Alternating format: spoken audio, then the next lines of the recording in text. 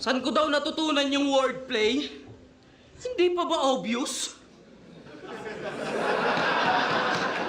Paalala ko lang, class, ikaw yung pinakaunang kampiyon ng Motus. Pwes, papaulanan ko ng wordplay hanggang yung tenga niya marindi. Oo, mataba ako. Mabigat kasi yung punches, kaya kita nyo, magaang pisngi. Mabigat, magaan. Wait. Mabigat, magaan, wait, teka lang, wait, timbang. Siyempre, alam nyo na yun, i-explain ko lang para mas bumukha kayong bobo, no? Motus! Na Gino, magaan, mabigat, G, gramo, kilo. Tinuloy pa talaga. Ay, nako. Hinahabol talaga ni Atom si King Nego G sa mga wordplay motos niya.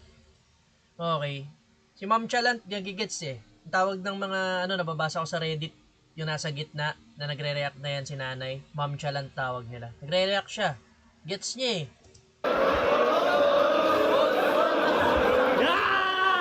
Round 2 game! Tanda ko nung bata ko, panya ko.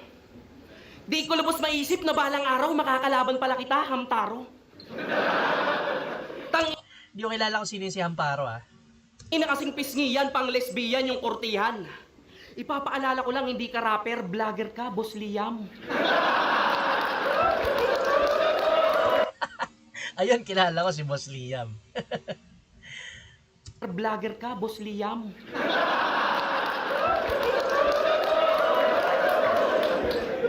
Paano ko mabubuntis yung asawa ko? Ito, ang buya ko. Tagag. Di kita dyan tatantanan.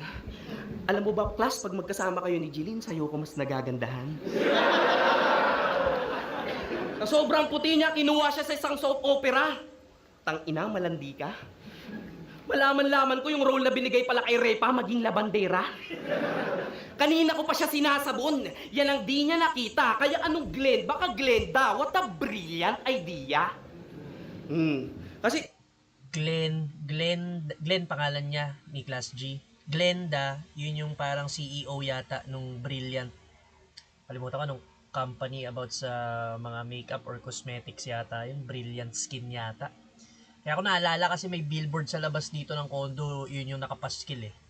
So yun yata yung CEO ng Brilliant Skin. Kung natatandaan ko ng tama, Glenda yung pangalan.